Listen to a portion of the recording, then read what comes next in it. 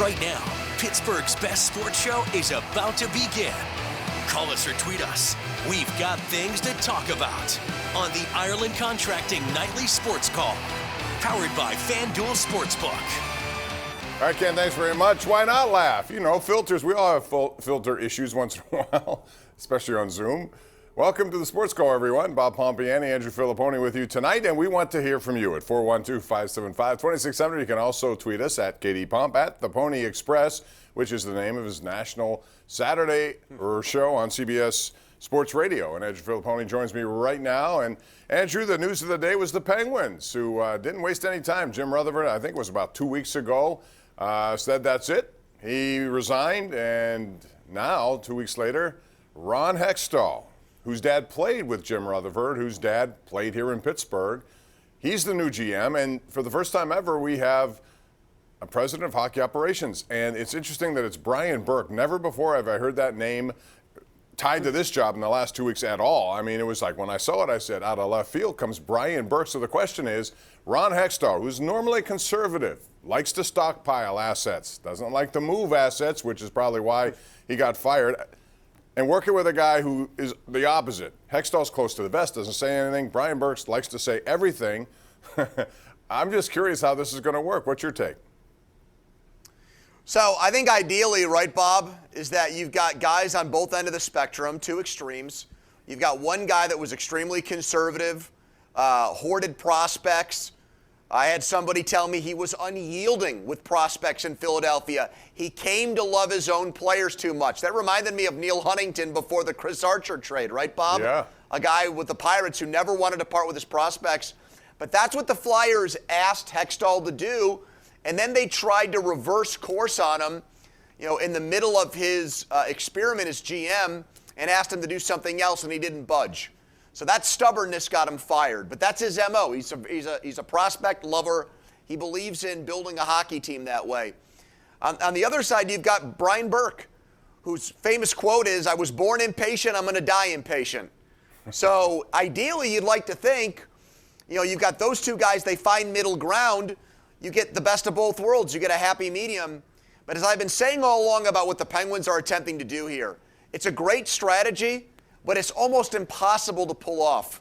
These organizations in pro sports that have one foot in winning now and the other foot in preparing for the future, Bob, it is so hard to accomplish both of those things. It's hard enough when you put all of your eggs in the win now basket to win the Stanley Cup. Right. And now the Penguins are going to try to do both.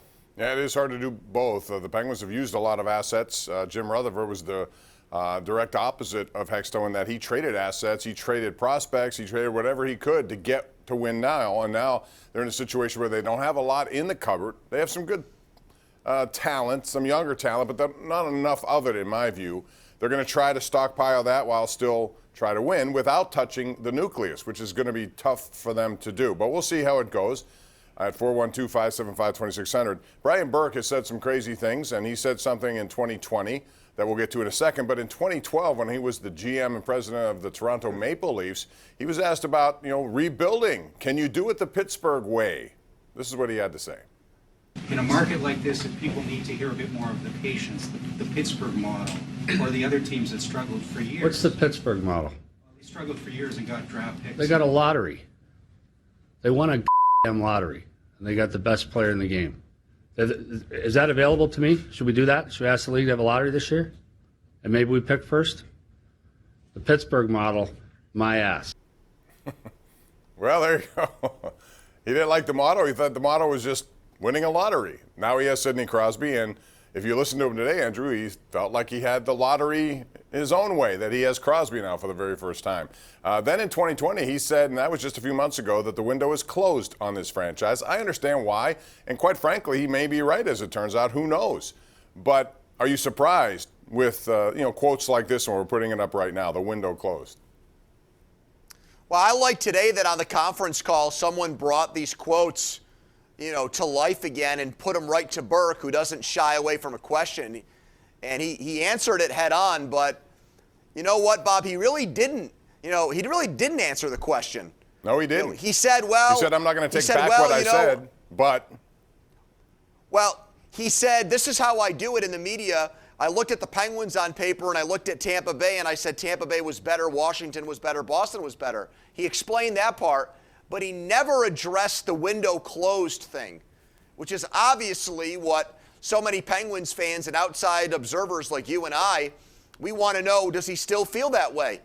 And he tried to middle that, I felt like, today. He did not come out and say, yeah, I stand by that. I believe the window is closed. He tried to, I think, take back that part of the quote, which I found to be pretty interesting. I did too. And you're right. He never did get back to it. He said, I stand by what I say. This is why I said it. But he never said, did he really truly believe it now, several months later? We're going to take a break. Want to hear from you on this and other stuff going on here. It's 412-575-2600. So call us. We have a lot going on tonight. Want to hear from you? We'll get those calls in next right here live. It's the Ireland Contracting Nightly Sports Call on Pittsburgh CW.